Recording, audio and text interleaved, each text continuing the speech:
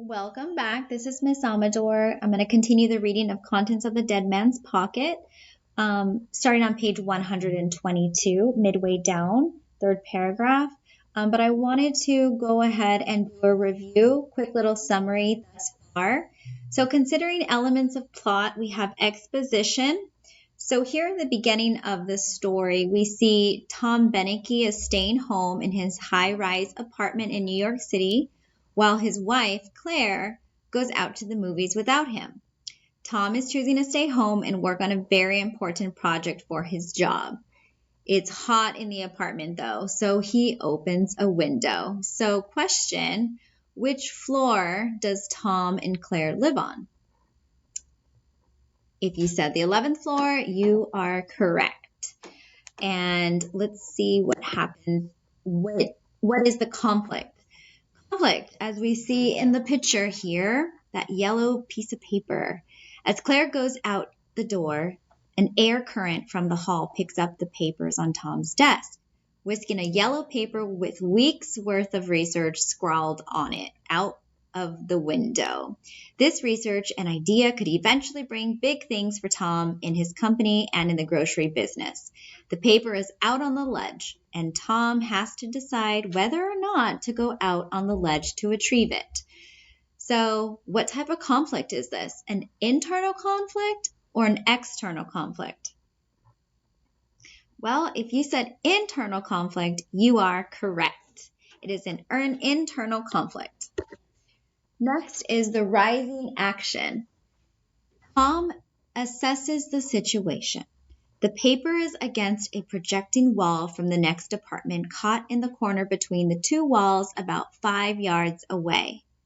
The ledge is about the width of his shoe, and every fifth brick of the wall indents for good finger gripping. He decides it is an easy task and ventures out. So this is where we're really going to pick up in the reading. Again, I'm on page 122, and you can follow along with me if you have access to a book. So it reads, by a kind of instinct, he instantly began making his intention acceptable to himself by laughing at it. The mental picture of himself sliding along the ledge outside was absurd. It was actually comical, and he smiled. He imagined himself describing it. It would make a good story at the office, and, it occurred to him, would add a special interest and importance to his memorandum, which would do it no harm at all. So he's now even thinking it's a good idea. To simply go out and get his paper was an easy task. He could be back here with it in less than 2 minutes, and he knew he wasn't deceiving himself. The ledge, he saw, measuring it with his eye, was about as wide as the length of his shoe, and perfectly flat. And every fifth row of brick in the face of the building he remembered leaning out, he verified this, was indented half an inch, enough for the tips of his fingers, enough to maintain balance easily. It occurred to him that if this ledge and wall were only a yard above ground, as he knelt at the window staring out, this thought was the final confirmation of his intention. He could move along the ledge indefinitely. So that's kind of what we see here in the rising action, his thoughts in trying to figure out what his following actions would be. On a sudden impulse, he got to his feet, walked to the front closet, and took out an old tweed jacket. It would be cold outside. He put it on and buttoned it as he crossed the room rapidly toward the open window. In the back of his mind, he knew he'd better hurry and get this over with before he thought too much. And at the window, he didn't allow himself to hesitate. He swung a leg over the sill, then felt for and found the ledge a yard below the window with his foot. Gripping the bottom of the window frame very tightly and carefully, he slowly ducked his head under it, feeling on his face the sudden change from the warm air of the room to the chill outside. With indefinite care, he brought out his other leg, his mind concentrating on what he was doing. Then he slowly stood erect. Most of the putty, dried out and brittle, had dropped off the bottom edging of the window frame, he found, and the flat wooden edging providing a good gripping surface, a half-inch or more steep for the tips of his fingers. So it wasn't exactly what he had anticipated here. Probably if you are really picturing this might make you feel a little nervous or anxious. Now, balanced easily and firmly, he stood on the ledge outside in the slight, chill breeze 11 stories above the street, staring into his own lighted apartment, odd and different seeming now. So now he's looking into his apartment versus when he was looking outside of the window. First his right hand, then his left. He carefully shifted his fingertip grip from the puttyless window edging to an indented row of bricks directly to his right. It was hard to take the first shuffling sideways step then, to make himself move, and the fear stirred in his stomach. But he did it, again by not allowing himself time to think. And now, with his chest, stomach, and the left side of his face pressed against the rough, cold bricks, his lighted apartment was suddenly gone, and it was much darker out here than he had thought. So now he doesn't even have the light coming through from his lit apartment. Without pause, he continued. Right foot, right foot, left, his shoe soles shuffling and scraping along the rough stone, never lifting from it, fingers sliding along the exposed edging of brick. He moved on the balls of his feet. Heels lifted slightly. The ledge was not quite as wide as he'd expected, but leaning slightly inward toward the face of the building and pressed against it, he could feel his balance firm and secure, and moving along the ledge was quite as easy as he had thought it would be. He could hear the buttons of his jacket scraping steadily along the rough bricks and feel them catch momentarily, tugging a little at each mortared crack. He simply did not permit himself to look down, though the compulsion to do so never left him. Nor did he allow himself actually to think.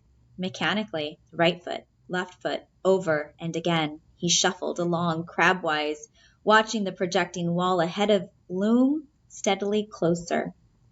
Then he reached it, and at the corner he decided how he was going to pick up the paper.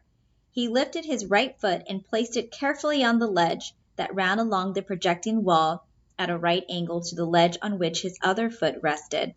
And now, facing the building, he stood in the corner formed by the two walls, one foot on the ledging of each, a hand on the shoulder-high indentation of each wall. His forehead was pressed directly into the corner against the cold bricks, and now he carefully lowered first one hand, then the other, perhaps a foot farther down to the next indentation in the rows of bricks. Very slowly, sliding his forehead down the trough of the brick corner and bending his knees, he lowered his body toward the paper lying between his outstretched feet. Again he lowered his finger holds, another foot, and bent his knees still more, thigh muscles taut, his forehead sliding and bumping down the brick V. Half squatting now, he dropped his left hand to the next indentation and then slowly reached with his right hand toward the paper between his feet. He couldn't quite touch it, and his knees were now pressed against the wall. He could bend them no farther, but by ducking his head another inch lower, the top of his head now pressed against the bricks, he lowered his right shoulder and his fingers had the paper by a corner, pulling it loose. At the same instant he saw, between his legs and far below, Lexington Avenue stretched out for miles ahead. So we remember that this is what he tried not to do. He didn't want to look down, probably because it was going to make him even more nervous to see that he was 11 stories up. He saw, in that instant, the Lowe's Theater sign blocks ahead past 50th Street. The miles of traffic signals, all green now, the lights of cars and street lamps, countless neon lights, and the moving black dots of people. And a violent, instantaneous explosion of absolute terror roared through him.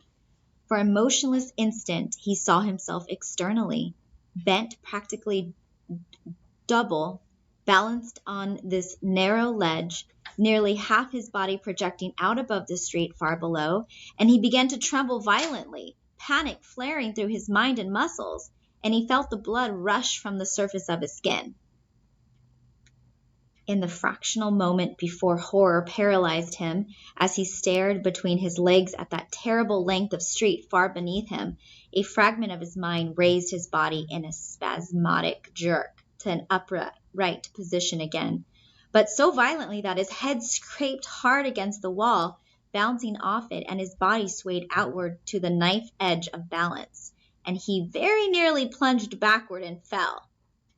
Then he was leaning far into the corner again, squeezing and pushing into it, not only his face, but his chest and stomach, his back arching, and his fingertips clung with all the pressure of his pulling arms to the shoulder-high half-inch indentation in the bricks.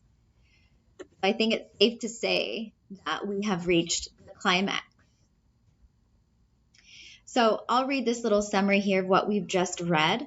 It says, Tom slides easily along the wall, 11 stories above Lexington Avenue, until he reaches the corner.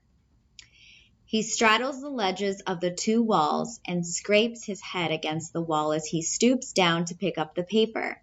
However, as he bends down and grabs the paper, he sees the street below between his feet and suddenly is seized by panic. He jerks upward suddenly and almost loses his balance. He is then paralyzed by his fear and is unmovable to move. Okay, so I'm back on page 125. I'm going to continue and read. He was more than trembling now. His whole body was racked with a violent shuddering beyond control. His eyes squeezed so tightly shut it was painful, though he was past awareness of that. His teeth were exposed in a frozen grimace, the strength draining like water from his knees and calves. It was extremely likely, he knew, that he would faint, to slump down along the wall, his face scraping, and then drop backward, a limp weight out into nothing. And to save his life, he concentrated on holding into consciousness, drawing deliberate deep breaths of cold air into his lungs, fighting to keep his senses aware. Then he knew that he would not faint, but he could neither stop shaking nor open his eyes. He stood where he was, breathing deeply, trying to hold back the terror of the glimpse he had had of what lay below him. And he knew he had made a mistake in not making himself stare down at the street, getting used to it and accepting it when he had first stepped out into the ledge. It was impossible to walk back. He simply could not do it. He couldn't bring himself to make the slightest movement. The strength was gone from his legs. His shivering hands, numb, cold, and desperately rigid, had lost all deftness or skillfulness. His easy ability to move and balance was gone. Within a step or two, if he tried to move, he knew that he would stumble clumsily and fall. Seconds passed, with the chill faint wind pressing the side of his face, and he could hear the toned-down volume of the street traffic far beneath him. Again and again it slowed and then stopped, almost to silence. Then presently, even this high, he would hear the click of the traffic signals and the subdued roar of the cars starting up again. During a lull in the street sounds, he called out. Then he was shouting, "Help!" so loudly it rasped his throat. But he felt the steady pressure of the wind, moving between his face and the blank wall, snatch up his cries as he uttered them, and he knew they must sound directionless and distant. And he remembered how habitually, here in New York, he himself heard and ignored shouts in the night. If anyone heard him, there was no sign of it. And presently Tom Benicki knew he had to try moving. There was nothing else he could do. Eyes squeezed shut, he watched scenes in his mind like scrapes of motion picture film. He could not stop them. He saw himself suddenly sideways as he crept along the ledge and saw his upper body arc outward, arms flailing.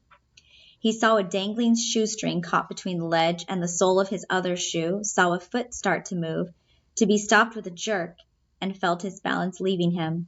He saw himself falling with a terrible speed as his body revolved in the air, knees clutching tight to his chest, eyes squeezed shut, moaning softly. So I'm going to stop here on the bottom of page 126. So part 3, we should go ahead and reach the conclusion. Thank you for listening.